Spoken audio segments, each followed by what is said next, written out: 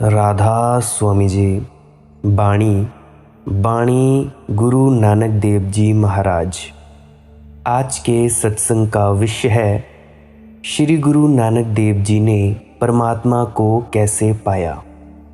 वाणी है, एक ओंकार सतनाम करता पुरख निरभउ निर्बैर अकाल मूरत अजूनी सैपम गुर प्रसादी। यह हजूर गुरु नानक देव जी की वाणी है। पहली पातशाही थे वो। गुरु नानक देव जी ने परमात्मा को गा गा कर पाया। गीतों से पटा है मार्ग गुरु नानक देव जी का। इसीलिए श्री गुरु नानक देव जी की खोज बड़ी भिन्न है। पहली बात ये समझ लेनी ज़रूरी है कि गुरु नानक देव जी ने योग नहीं किया, तप नहीं किया, ध्यान नहीं किया। उन्होंने सिर्फ गाया। बाबा ने गा गा कर ही पा लिया, लेकिन गाया उन्होंने इतने पूरे प्राण से कि गीत ही ध्यान हो गया, गीत ही योग बन गया, गीत ही तप हो गया।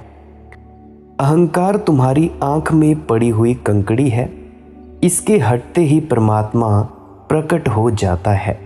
परमात्मा प्रकट ही था, केवल तुम मौजूद न थे। गुरु नानक देव जी मिटे तो परमात्मा प्रकट हो गया था। जैसे ही परमात्मा प्रकट हो जाता है तो तुम भी परमात्मा हो जाते हो। आखिर ऐसा क्यों? क्योंकि उसके अतिरिक्त और कुछ भी नहीं है इस दुनिया में। गुरु नानक देव जी लौटे, परमात्मा को कर लौटे। परमात्मा हुए, फिर लौटे। फिर उन्होंने जो भी कहा है, एक एक शब्द बहुमूल्य है। फिर उस एक एक शब्द को हम कोई भी कीमत दें तो भी कीमत छोटी पड़ेगी। फिर एक एक शब्द वेद वचन है।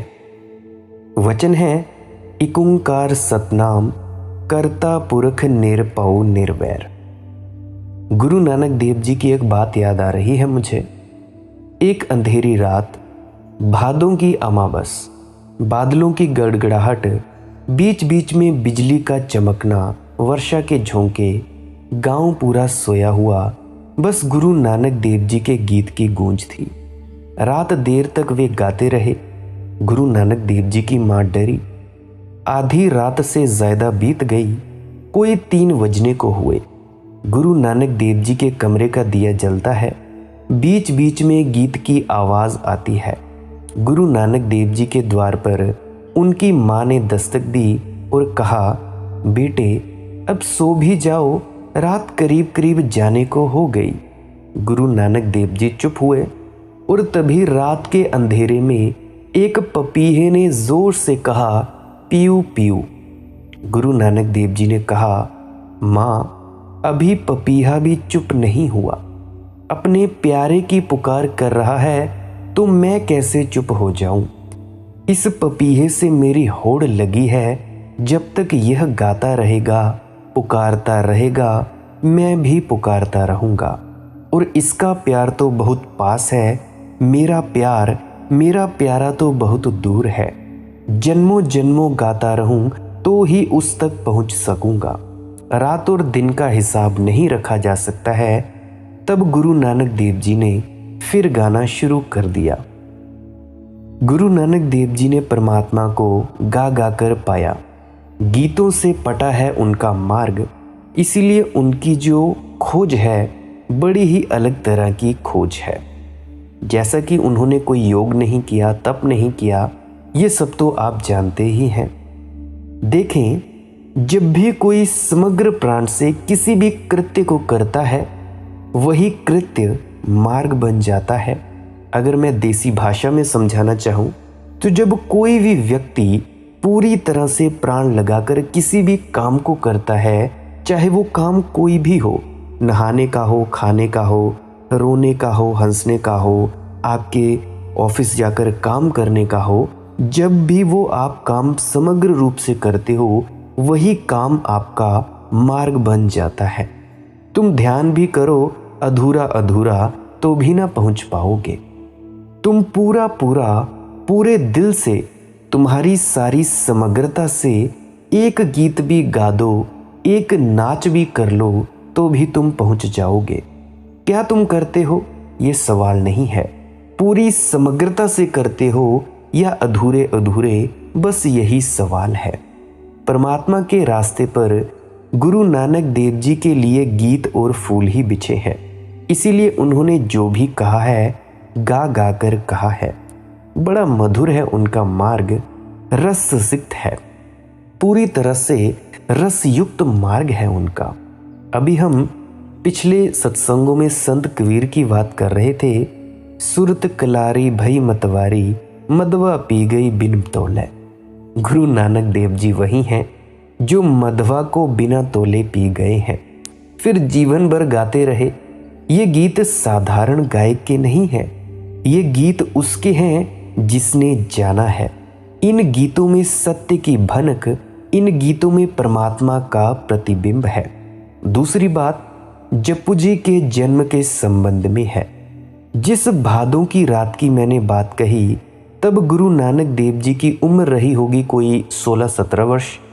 जप्पू जी का जन्म हुआ तब उनकी उम्र थी 36 वर्ष 6 माह और 15 दिन। जिस घटना का मैंने उल्लेख किया, उस भादों की रात वे साधक थे और तलाश में थे। प्यारे की पुकार चल रही थी, पीयू पीयू। अभी पपीहा रट लगा रहा था, अभी मिलन ना हुआ था। जप्पू जी का जब जन्म हुआ, यह मिलन के बाद उनका पहला उद्घोष है। पपीहा ने पा लिया अपने प्यारे को, पीयू पीयू की रटन पूरी हुई, मिलन हो गया। उस मिलन से जो पहला उद्घोष हुआ है वह जप्पू जी है। इसीलिए गुरु नानक देव जी की वाणी में जो मूल्य जप्पू जी का है वह किसी और बात का नहीं है। जप्पू जी ताज़ी से ताज़ी खबर है उस लोक की। वहाँ से लौटकर उन्होंने जो पहली बात कही है वह यही है। उस जगत से इस जगत में आकर जो पहले शब्द निर्मित हुए हैं वही जप्पू जी है। उस घटना को भी समझ लेना है, ज़रा ज़रूरी है वो भी। नदी के किनारे रात के अंधेरे में अपने साथी और सेवक मर्दाना के साथ वे नदी तट पर बैठे थे। अचानक उन्होंने वस्त्र उतार दिए, बिना कुछ कहे वे नदी में उतर गए। मर्दाना पूछता भी रहा, क्या करते हैं? रात ठंडी है, अंधेरा है। दूर नदी में वे चले गए।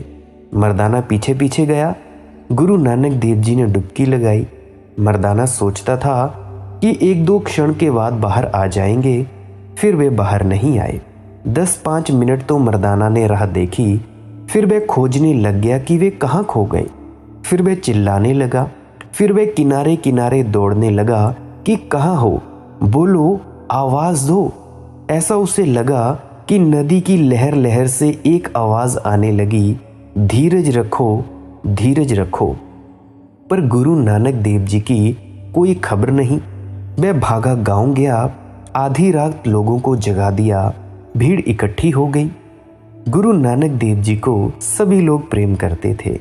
सभी को गुरु नानक देव जी में दिखाई पड़ती थी कुछ होने की संभावना। गुरु नानक देव जी की मौजूदगी में सभी को सुगंध प्रतीत होती थी। फूल अभी खिला नहीं था, पर कली भी तो गंध देती है। सारा गांव रोने लगा, भीड़ इकट्ठी हो गई। सारी नदी तलाश डाली, इस कोने से उस कोने लोग दौड़ने भागने लगे, लेकिन कोई पता न चला।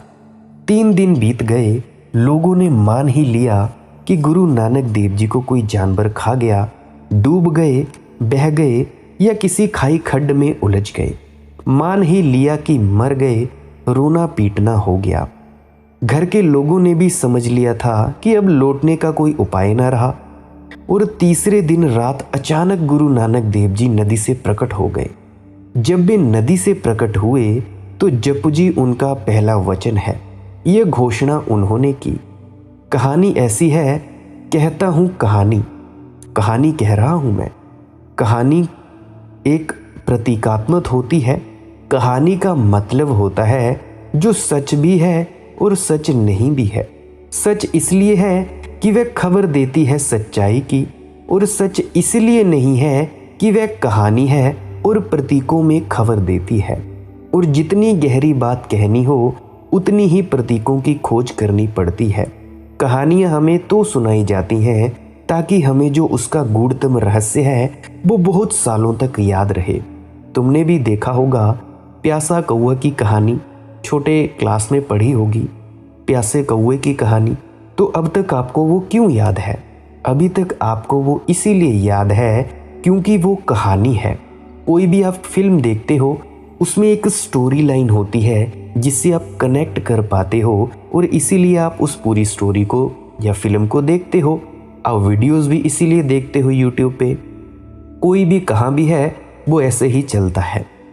इसीलिए हमें कहानियाँ सुनानी पड़ती हैं लोगों को, ताकि सत्य को उसमें लपेट कर पहुँचाया जा सके, याद करवाया जा सके। पर कहानी को कहानी की तरह ही समझ लेना बिल्कुल नाहक नासमझी है, बेवकूफ़ी की बातें हैं। तो कहानी है, गुरु नानक देव जी जब 3 दिन के लिए खो गए नदी में, तो कहानी है कि वे प्रकट हुए परमात्मा के द्वार में। ईश्वर का उन्हें अनुभव हुआ, जाना आंखों के सामने प्यारे को जिसके लिए पुकारते थे, जिसके लिए गीत गाते थे, जो उनके दिल की धड़कन धड़कन में प्यास बना था। उसे सामने पाया, तृप्त हुए, संतुष्ट हुए और परमात्मा ने उन्हें कहा, अब तू जा और जो मैंने तुझे दिया है वह लोगों को बांट। जपू जी उनकी पहली भेंट है परमात्मा से लौटकर। ये कहानी है, इसे प्रतीकों को समझें।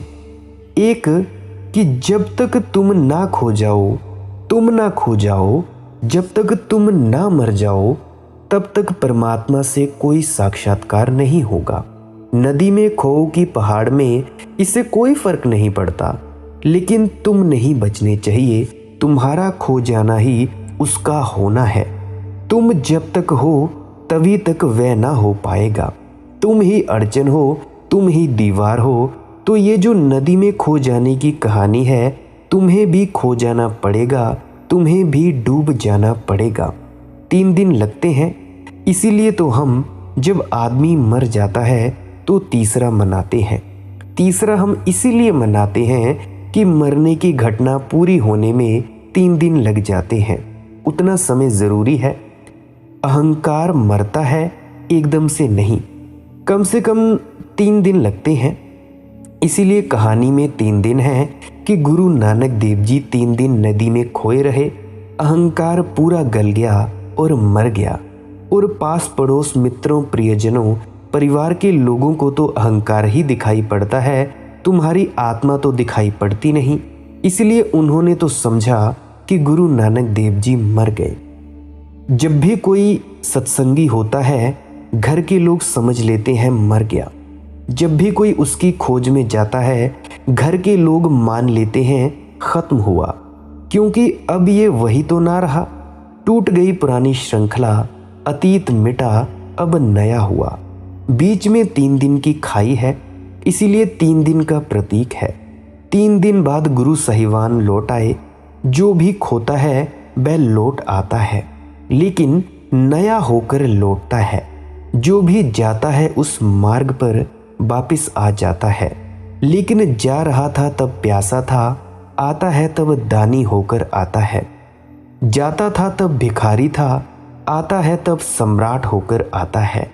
जो भी परमात्मा में लीन होता है, जाते समय भिक्षा पात्र होता है, लेकिन लौटते समय अपरंपार संपदा होती है बांटने को। जपू जी पहली भेंट है। परमात्मा के सामने प्रकट होना, प्यारे को पा लेना, इन्हें तुम बिल्कुल प्रतीक को भाषागत रूप से सच मत समझ लेना, क्योंकि कहीं कोई परमात्मा बैठा हुआ नहीं है जिसके सामने तुम प्रकट हो जाओगे। लेकिन कहना हो बात तो और कुछ कहने का उपाय भी नहीं है। जब तुम मिटते हो, जो भी आंख के सामने होता है वही परमात्मा है। परमात्मा कोई व्यक्ति नहीं, परमात्मा निराकार शक्ति है। तुम उसके सामने कैसे हो सकोगे? जहां तुम देखोगे वही वह है, जो तुम देखोगे वही वो है। जिस दिन आंख खुलेगी सभी वो है, बस तुम मिट जाओ, आंख खुल जाए। अहंकार तुम्हारी आंख में पड़ी हुई एक छोटी सी कंकड़ी है, उसके हटते ही परमात्मा प्रकट हो जाता है। परमात्मा प्रकट ही था, तुम मौजूद नहीं थे। गुरु नानक देव जी मिटे और परमात्मा प्रकट हो गया। जैसे ही परमात्मा प्रकट हो जाता है और तुम भी परमात्मा हो जाते हो, क्योंकि उसके अतिरिक्त और कुछ भी नहीं है इस दुनिया में। इसीलिए हम जपजी को देखते हैं क्या लिखा है गुरु नानक देव जी ने। एक ओंकार सतनाम कर्ता पुरख निरपौ निर्बैर। इसे ऐसा भी समझ सकते हैं, अकाल मूरत अजूनी सैपम गुर प्रसादी। वह एक है जो वह एक वो ओमकार स्वरूप है, सत नाम है, कर्ता पुरुष है, भय से रहित, डर से रहित, बैर से रहित है, कालातीत मूर्ति है, अयोनी है, स्वयंभू है, गुरु की कृपा से प्राप्त होता है। एक है, एक वो है, एक ओंकार सतनाम। जो भी हमें दिखाई पड़ता है वह अनेक है। जहाँ भी तुम देखते हो भेद दिखाई पड़ता है। जहाँ तुम्हारी आंख पड़ती है अनेक दिखाई पड़ता है। सागर के किनारे जाते हो लहरें दिखाई पड़ती हैं, सागर दिखाई नहीं पड़ता। हालांकि सागर ही है, लहरें तो ऊपर ऊपर हैं, पर जो ऊपर ऊपर है वही दिखाई पड़ता है, क्योंकि ऊपर की ही आंख हमारे पास है। भीतर को देखने के लिए तो भीतर की आंख चाहिए। जैसी होगी आंख वैसा ही होगा दर्शन। आंख से गहरा तो दर्शन नहीं हो सकता। तुम्हारे पास आंख ही ऊपर की है तो लहरों को देखकर लौट आओगे और लोगों से कहोगे कि सागर हो आया। सागर में जाने का यह ढंग नहीं है। किनारे से तो दिखाई पड़ेंगी लहरें, सागर में हो तो डूबना ही पड़े। इसीलिए तो कहानी है कि गुरु नानक देव जी नदी में डूब गए। लहरों में नहीं है वह, नदी में है। लहरों में नहीं है, सागर में है। ऊपर ऊपर तो लहरें होंगी। तट से तुम देखकर लौट आओगे तो तुम जो खबर दोगे वह गलत होगी। तुम कहोगे कि सागर हो आया, सागर तक तुम गए नहीं। तट पर तो सागर नहीं है, वहां से तो लहरें दिखाई पड़ सकती हैं। लहरों का जोड़ भी सागर नहीं है, जोड़ से भी ज्यादा है सागर। और जो मौलिक भेद है वह ये है कि सागर कुछ और है, लहर अभी है, क्षण भर बाद नहीं होगी, क्षण भर पहले नहीं थी। एक सूफी फकीर हुआ जुन्नैद, बहुत प्रेम करता था अपने बेटे को। फिर बेटा अचानक मर गया किसी दुर्घटना में तो दफना आया। पत्नी थोड़ी हैरान हुई। पत्नी सोचती थी कि बेटा मरेगा तो जुन्नैद पागल हो जाएगा, इतना प्रेम करता था बेटे को। लेकिन जैसे जुन्नैद को कुछ हुआ ही नहीं, जैसे बेटा मरा ही नहीं, जैसे कोई बात हुई ही नहीं, जुन्नैद वैसा ही रहा। आखिर सांझ होते होते जब लोग विदा हो गए, सहानुभूति प्रकट करते करते तो पत्नी ने पूछा कि कुछ दुख नहीं हुआ तुम्हें? मैं तो सोचती थी तुम टूट जाओगे, इस बेटे से तुम्हें इतना प्रेम था। जुन्नैद ने कहा कि एक क्षण को धक्का लगा था, फिर मुझे याद आया जब ये बेटा नहीं था तब भी मैं था और खुश था, जब ये बेटा नहीं था तब भी मैं था और खुश था। अब ये बेटा नहीं है तो दुखी होने का क्या कारण है? फिर वैसा ही हो गया जैसा पहले था। बेटा बीच में आया और गया, ना पहले दुखी था और ना अब दुखी होने का कारण है। बिना बेटे के मजे में था, अब फिर बिना बेटे के हूँ, फर्क क्या है? बीच का एक सपना था वो टूट गया। जो बनता है और मिट जाता है वह सपना है, जो आता है और चला जाता है वह सपना है। लहरें सपना है, सागर सच है। अनेक लहरें हैं एक सागर में, हमें अनेक दिखाई पड़ता है। और जब तक एक न दिखाई पड़ जाए तब तक हम भटके रहेंगे, क्योंकि एक ही सच है, एक ओमकार सतनाम, एक ओह सतनाम। और गुरु नानक देव जी कहते हैं कि उस एक का जो नाम है वही ओमकार है। और सब नाम तो आदमी के दिए हैं। राम कहो, कृष्ण कहो, अल्लाह करो, ये नाम आदमी के दिए हैं। ये हमारे बनाए हैं, संकेतिक हैं, लेकिन एक उसका नाम है जो हमने नहीं दिया है, वह है साउंड ऑफ साइलेंस। ओमकार का नाद वह ओम है। क्यों ओमकार उसका नाम है, ये भी सवाल उठता है।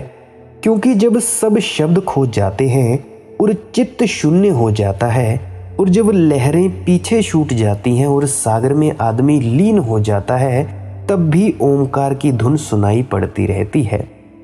वह हमारी ही हुई धुन नहीं है, वह अस्तित्व की धुन है, वह अस्तित्व की ही लय है। और एक बात आपको बताना चाहूँ कि ओमकार के आगे भी कुछ है जिसका व्याख्यान नहीं हो सकता। व्याख्यान सिर्फ ओमकार की धुन तक ही हो सकता है। ऐसा मत समझ लेना कि ओमकार तक ही कुछ है। हमें ओमकार से भी आगे चले जाना है। ओमकार से आगे शून्य, महाशून्य, ब्रह्म, पारब्रह्म और सचखंड। ओमकार से भी आगे कुछ है। फिलहाल हम इस अस्तित्व में हैं, तो इस अस्तित्व के होने का ढंग जो है वो है ओमकार। वह किसी आदमी का दिया हुआ नाम नहीं है, इसीलिए ओम का कोई भी अर्थ नहीं होता। ओम कोई शब्द नहीं है, ओम ध्वनि है, और ध्वनि भी अनूठी है। कोई उसका स्रोत नहीं है, कोई उसे पैदा नहीं करता। अस्तित्व के होने में ही छिपी है, अस्तित्व के होने की ध्वनि है। जैसे कि जल प्रपात है, तुम उसके पास बैठो तो प्रपात की एक ध्वनि है, कल कल कल कल जैसे पानी की होती है, लेकिन वह ध्वनि पानी और चट्टान की टक्कर से पैदा होती है। नदी के पास बैठो, कलकल का नाद सुनाई पड़ता है, लेकिन वह कलकल का नाद नदी और तट की टक्कर से होता है। हवा का झोंका निकलता है, वृक्ष से सरसराहट होती है, लेकिन वह सरसराहट हवा और वृक्ष की टक्कर से होती है। हम बोलते हैं संगीतज्ञ गीत गाता है, वीणा का कोई तार छेड़ता है, लेकिन सभी चीज संघर्ष से पैदा होती है, घर्षण से पैदा होती है। संघर्ष के लिए दो जरूरी हैं, तार चाहिए वीणा का, हाथ चाहिए छेड़ने वाला। जितनी ध्वनियां द्वैत से पैदा होती हैं वे उसके नाम नहीं हैं। उसका नाम तो वही है जब सब द्वैत खो जाता है, फिर भी एक ध्वनि गूंजती रहती है। इस संबंध में कुछ बातें समझ लेना जरूरी है। विज्ञान कहता है कि सारे अस्तित्व को अगर हम तोड़ते चले जाएं और गहराई में विश्लेषण करें तो अंत में हमें विद्युत ऊर्जा, इलेक्ट्रिसिटी मिलती है। इसीलिए जो आखिरी खोज है विज्ञान की वह इलेक्ट्रॉन है, विद्युत कण है। सारा अस्तित्व विद्युत से बना है, तरंगों से बना है। अगर हम विज्ञान से पूछें कि ध्वनि किससे बनी है, तो विज्ञान कहता है वह भी विद्युत से बनी है। ध्वनि भी विद्युत का ही एक आकार है, एक रूप है, लेकिन मूल विद्युत है। इस संबंध में समस्त ज्ञानियों की विज्ञान से सहमति है, थोड़े से भेद के साथ। वह भेद बड़ा नहीं, वह भेद भाषा का है। समस्त ज्ञानियों ने पाया कि अस्तित्व बना है ध्वनि से, और ध्वनि का ही एक रूप विद्युत है। विद्युत यानी बिजली, बिजली की तरंगे। विज्ञान कहता है विद्युत का एक रूप ध्वनि है, और धर्म कहता है कि विद्युत ध्वनि का एक रूप है। बस इतना ही फासला है, मगर यह फासला ऐसा ही दिखाई पड़ता है जैसे गिलास आधा भरा हो। कोई कहे आधा भरा है, कोई कहे कि आधा खाली है। विज्ञान की पहुंच का द्वार अलग है। विज्ञान ने पदार्थ को तोड़ तोड़कर विद्युत को खोजा है। ज्ञानियों की पहुंच का मार्ग अलग है। उन्होंने अपने को जोड़ जोड़कर, तोड़कर नहीं, अपने को जोड़ जोड़कर अखंड को पाया है। इसीलिए तो सहज योग कहते हैं इसे। योग मतलब जोड़, और उस अखंड में एक ध्वनि पाई है। जब कोई व्यक्ति समाधिस्थ हो जाता है तो उसे विभिन्न प्रकार की ध्वनियां गूंजती सुनाई देने पड़ती हैं। कोई सन्नाटे की आवाज, कोई झिंगुर, ढोल, नगाड़े, ओमकार की ध्वनि गूंजती है। वह अपने भीतर उसे गूंजते पाता है, कोई समाधिस्थ व्यक्ति अपने बाहर गूंजते पाता है। सब सारे लोग उससे व्याप्त मालूम होते हैं। चकित हो जाता है पहली बार जब घटता है, क्योंकि वह देखता है कि मैं तो बोल नहीं रहा, मैं तो कुछ कर नहीं रहा, ये ध्वनि आ कहाँ से रही है। तब वह अनुभव करता है कि ये होने की ध्वनि है, ये किसी टक्कर से पैदा नहीं हो रही है, ये आहत ध्वनि नहीं है, यह अनाहत नाद है। गुरु नानक देव जी कहते हैं वही एक उसका नाम है ओमकार। इस सृष्टि के लिए कहा है उन्होंने, इस सृष्टि में जो समग्र सृष्टि में व्याप्त है वो है ओमकार। गुरु नानक देव जी बहुत बार नाम शब्द का प्रयोग करते हैं। इसे स्मरण रखना कि जब भी वे कहते हैं उसका नाम, और उसका नाम ही मार्ग है, और उसके नाम की रटन में जो डूब जाएगा, उसके नाम में जो डूब जाएगा वह उसे पा लेगा। तो ध्यान रखना, नाम जब भी गुरु नानक देव जी कहते हैं तब उनका इशारा अनाहत नाद की तरफ है, क्योंकि वही एक उसका नाम है, वही एक उसकी ध्वनि है जो हमने नहीं दिया, जो उसका ही है। हमारे दिए हुए नाम बहुत दूर ना जा सकेंगे, और अगर थोड़े बहुत जाते भी हैं तो इसीलिए जाते हैं कि हमारे नामों में भी उसके नाम की थोड़ी सी झलक होती है। जैसे समझो कि राम, अगर कोई राम राम राम की रटन लगा दे भीतर, तो उसमें थोड़ी सी ओमकार की झलक है। वह जो म है वह ओम का है, इसलिए राम शब्द में भी थोड़ी दूर तक जा सकेंगे हम। लेकिन अगर तुम धुन को करते ही गए तो तुम एक दिन अचानक पाओगे कि राम की ध्वनि ओमकार में बदल गई। जैसे ओम, मैं वैसे उसका एक खास उच्चारण कर तो नहीं पा रहा हूँ, ये एक बिल्कुल तुच्छ सी नकल है, परंतु इससे मिलती जुलती बड़ी ही मधुर ध्वनि सुनाई पड़ती है। अगर तुम करते ही जाओगे तो जैसे ही मन शांत होगा वैसे ही अनाहत नाद तुम्हारे नाम में, तुम्हारे राम में प्रविष्ट हो जाएगा, और तुम धीरे धीरे पाओगे कि राम तो खो गया, अनाहत नाद का राम नाम आ गया, उसकी धुन आ गई। समस्त ज्ञानियों को ये अनुभव है कि उन्होंने किसी भी नाम से शुरू किया हो, लेकिन आखिर में ओम आ ही जाता है, अनाहत नाद आ ही जाता है। जैसे ही तुम शांत होने लगते हो वैसे ही ओमकार आने लगता है। ओम सदा मौजूद है, बस तुम्हारे शांत होने की ज़रूरत है।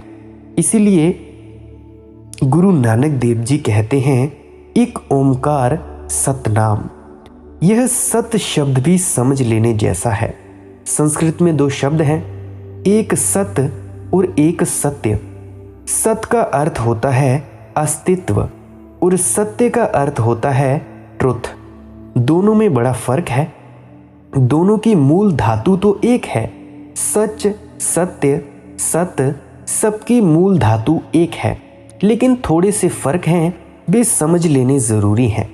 सत्य तो दार्शनिक की खोज है, वह खोजता है कि सत्य क्या है, व्हाट इज ट्रुथ, सच क्या है।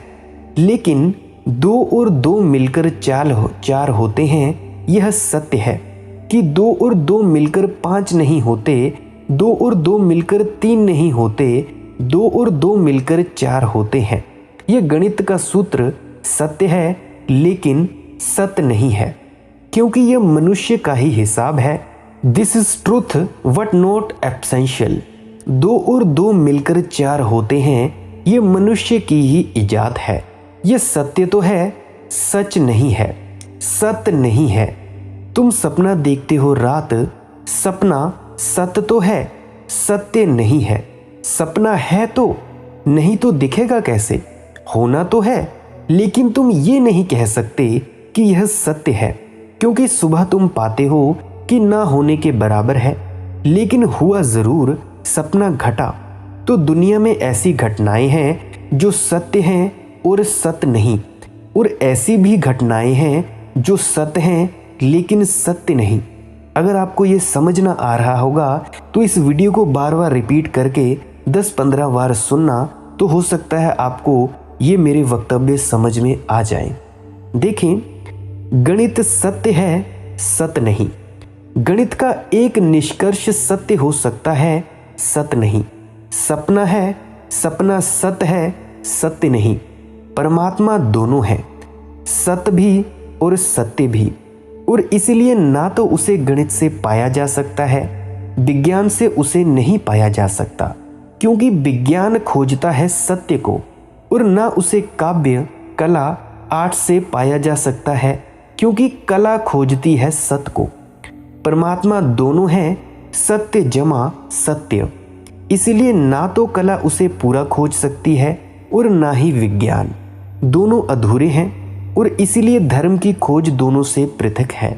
धर्म उसकी तलाश है जो दोनों है, एक साथ है, जो इतना सत्य है जितना कि गणित का कोई भी फॉर्मूला, और जो इतना सत्य है जितनी काव्य की कोई भी धारणा। वह दोनों है और दोनों नहीं है। अगर तुम आधे से देखोगे तो चूक जाओगे, अगर तुम दोनों को मिलाकर देखोगे तो ही उसे पा सकोगे। तो जब गुरु नानक देव जी कहते हैं एक ओमकार सतनाम, तो इस सत्य में दोनों हैं, सत्य और सत। उस परम अस्तित्व का नाम जो गणित की तरह सच है और जो काव्य की तरह भी सच है, जो स्वप्न की तरह मधुर और गणित की तरह ठीक ठीक सही है, जो हृदय की भावना की तरह भी है और दिमाग की प्रतीति की भांति भी है। जहां मस्तिष्क और हृदय मिलते हैं वहीं धर्म शुरू होता है। अगर मस्तिष्क अकेला रहे, हृदय को दबा ले, तो विज्ञान पैदा होता है। अगर दिल अकेला रहे, अपने दिमाग को हटा दे, तो कल्पना का जगत, काव्य, संगीत, चित्र, कला पैदा होती है। और अगर दिल और दिमाग दोनों मिल जाएं, दोनों का संयोग हो जाए, तो हम ओमकार में प्रवेश करते हैं। धार्मिक व्यक्ति वैज्ञानिक से बड़ा वैज्ञानिक, कलाकार से बड़ा कलाकार है, क्योंकि उसकी खोज संयुक्त है। विज्ञान और कला द्वंद्व है, धर्म समन्वय है, सिंथेसिस है। इसीलिए गुरु नानक देव जी कहते हैं एक ओमकार सतनाम। वह एक ओमकार स्वरूप है, वह सतनाम कर्ता पुरुष है। ये जो शब्द हैं इन्हें ऊपर से समझोगे तो भ्रांतियां होंगी। आधा घंटा हो गया है, मुझे लगता है कि आगे की चर्चा हमें कल की वीडियो में करनी पड़ेगी, क्योंकि आप लोग वीडियो पूरी सुनते नहीं हो, इसीलिए कोई फ़ायदा नहीं है लंबी वीडियो बनाने का। इसलिए माफ़ी चाहता हूँ। आगे के वक्तव्य हम कल की वीडियो में चर्चा करेंगे।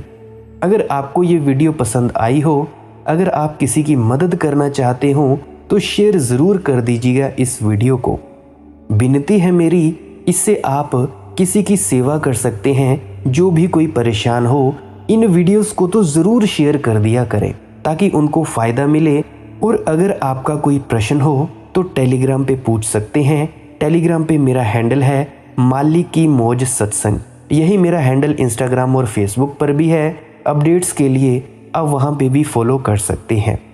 आपने इतने अंत तक सुना, इसलिए आपका बहुत बहुत धन्यवाद करता हूँ कि आप मेरी वीडियोस अंत तक सुनते हैं। अंत में आपके भीतर बैठे परमात्मा को प्रणाम करता हूँ। मेरा प्रणाम स्वीकार करें। राधा स्वामी जी।